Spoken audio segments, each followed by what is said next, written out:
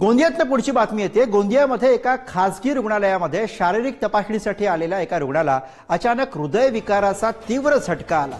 रुग्णाचे pulse rate अत्यंत कमी झाल्यानं तो रुग्ण बेशुद्ध पडला। पण यावेळी हृदयरोग तज्ञ डॉक्टर गायधने यांनी तत्परता दाखवत काही सेकंदातच सीपीआर देऊन रुग्णावरती उपचार केले। तातडीनं सीपीआर दिल्यामुळे रुग्णाला शुद्ध आली आणि त्याचा जीव वाचला। सध्या रुग्णाची प्रकृती ही स्थिर असून त्याच्यावरती उपचार सुरू आहेत।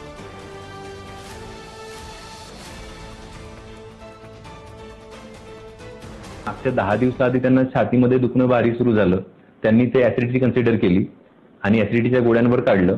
त्याच्यानंतर जे अचानक छातीत तीव्र वेदना सुरू झाल्या, त्याला पण ते पुन्हा ऍसिडिटी समजूनच आमच्याकडे आलेत। त्यांना आल्या आल्या लगेच आम्ही इकोला घेतलं आणि इको करताना मी बघितलं की अचानक त्यांची हृदयाची गती, मी त्यांच्याशी कंटिन्यूअस बोलतच होतो आणि बोलता बोलता बघितलं की ते निरुत्तर झालेत, अचानक शून्य झालेत आणि इकोमध्ये त्यांची हृदयाची गती ठप्प पडली। मी त्वरित त्यांना सीपीआर देऊन आणि 3 डीसी शॉक देऊन त्यांना आम्ही जिवंत केले।